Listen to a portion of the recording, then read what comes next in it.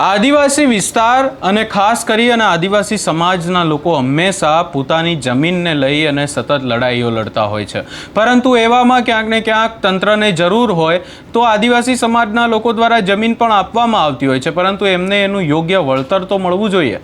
આવી જ બાબત ક્યાંક સામે આવી છે વલસાડના ધરમપુરમાંથી ને હવે આદિવાસી સમાજના લોકો અને ખેડૂતો રોષે ભરાયા છે અને વિરોધ કરવા માટે તેમના દ્વારા ક્યાંક ને ક્યાંક ચીમકી પણ આપવામાં આવી છે અને વિરોધ કરવામાં પણ આવ્યો છે।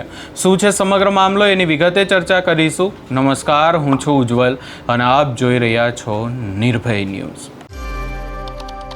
સતત પોતાની જમીનને લઈ અને વિરોધ કરવામાં આવે છે અને ખાસ કરી અને એમના જમીનમાં જે પાણી પુરવઠા વિભાગ દ્વારા 3 વર્ષ પહેલાં પાણીની પાઇપલાઇનો નાખવામાં આવી હતી ને આખી બાબતને લઈને એમને વળતર આપવાની પણ વાત કરવામાં આવી હતી, પરંતુ હજી સુધી આ લોકોને વળતર નથી મળ્યું। 3 વર્ષ જેટલો સમય થઈ ગયો છે, સતત રજૂઆતો કરવામાં આવે છે, પરંતુ એમનું તંત્ર દ્વારા સાંભળવામાં નથી આવતું। ખાસ કરી અને ચર્ચા કરીએ તો ધરમપુર તાલુકાના નાની ઢોળ, ડુંગરી અને રાજપુર તલાટ ગામના ખેડૂતોમાં ભારે રોષ જોવા મળી રહ્યો છે। છેલ્લા 3 વર્ષથી પોતાની કિંમતી જમીનમાંથી પાઇપલાઇન પ્રસાર કરવા દેવા છતાં વળતરના નામે તંત્ર દ્વારા માત્ર વાયદા જ કરવામાં આવ્યા હોવાના આક્ષેપ સાથે ખેડૂતોએ પાણી પુરવઠા વિભાગની કચેરીનો ઘેરાવ પણ કર્યો હતો અને જ્યારે એ ખેડૂતો ત્યાં પહોંચ્યા હતા ત્યારે જે દ્રશ્યો સામે આવ્યા એના ઉપર પણ નજર કરી લઈએ। જય આદિવાસી જોહર। આજે ખેડૂતોની હક અને અધિકારની લડાઈ હતી અને ખેડૂતોની માંગણી હતી કે જે પાણી પુરવઠા કચેરી છે ધરમપુર, ત્યાંથી 2023માં અમારા રાજપુર તલાટ, વીરવલ, નાની ડોલડુંગરી, ખટાણા ત્યાં પાઇપલાઇન નાખવામાં આવેલી હતી અને ત્યારે અહીંયાના જે અધિકારી છે એમણે કીધું હતું કે જેમની પણ ખેડૂત ખેતરમાંથી લાઈન જશે એમને વળતર મળશે। એ લોકોએ તાત્કાલિક ફોર્મ ભરાવ્યા અને 2023ની વાત હોય અને અત્યારે 2026 પૂરું થવાનું ત્યાં સુધી અધિકારીઓને પેટનું પાણી પણ હાલતું ન હતું। એના અનુસંધાને તમામ ખેડૂતો સાથે અમે આજે પાણી પુરવઠા કચેરીનો ઘેરાવો કર્યો હતો અને અધિકારીએ જાહેરમાં ખુલાસો આપ્યો છે કે જેમના પણ બાકી છે તે આજથી જ ફોર્મ ભરીને વહેલામાં વહેલી તકે એનું વળતર મળશે એની વાત કરી છે।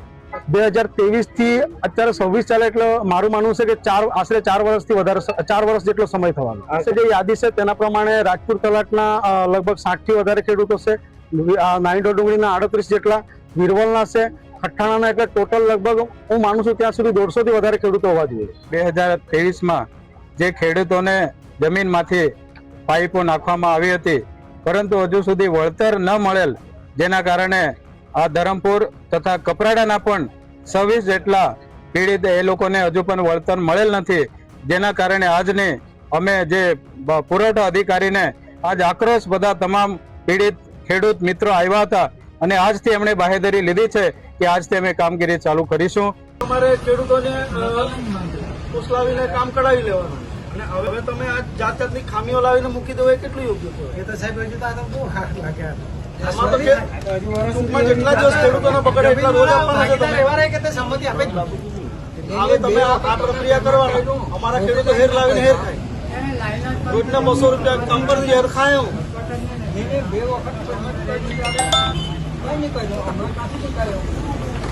ટૂંકમાં સાહેબ છે ને તમે શું કરવાના? તમે આજથી તમે આવો ત્યાં પંચાયત છે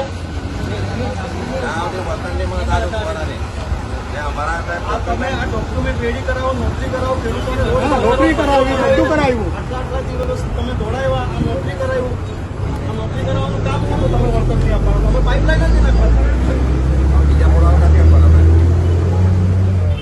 આ 300નો સ્ટેમ્પ એક દિવસનો રોજ અમારા ખેડૂતોને, રોજ બી હમણાં તો 200 રૂપિયા અને આ નોટરી કરાવ્યું એટલે પેલો જે લખીને આપે એ બી પૈસા લેવાનો।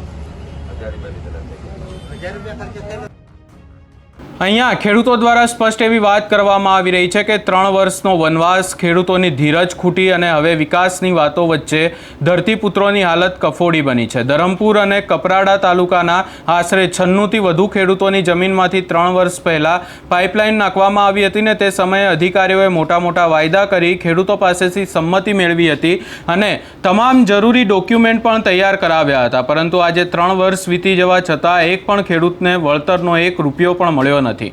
કચેરી જઈ અને અધિકારીઓને આખી બાબતને લઈ અને રજૂઆત કરવામાં આવી છે અને મોટી સંખ્યામાં ખેડૂતો અને સામાજિક અગ્રણીઓ કલ્પેશ પટેલ અને જયંત્ર ગાવિતની આગેવાનીમાં પાણી પુરવઠા કચેરીએ હલ્લાબોલ પણ કરવામાં આવ્યો અને હવે આખી બાબતને લઈ અને ખેડૂતો દ્વારા એક જ માંગ કરવામાં આવી છે કે જો વળતર નહીં મળે તો હાઈવે જામ કરવામાં આવશે. ખેડૂતોએ સ્પષ્ટ શબ્દોમાં ચીમકી આપી છે કે જો હવે તાત્કાલિક ધોરણે વળતર નહીં ચૂકવવામાં આવે તો નેશનલ હાઈવે 56 ઉપર ઉગ્ર આંદોલન કરવામાં આવશે. આજે આખી બાબત વલસાડમાંથી સામે આવી એને લઈ તમારો શું અભિપ્રાય છે એ અમને કમેન્ટ કરી જરૂર જણાવશો ને અમારી ચેનલ નિર્ભય ન્યૂઝને લાઇક શેર સબસ્ક્રાઇબ કરવાનું ભૂલશો નહીં.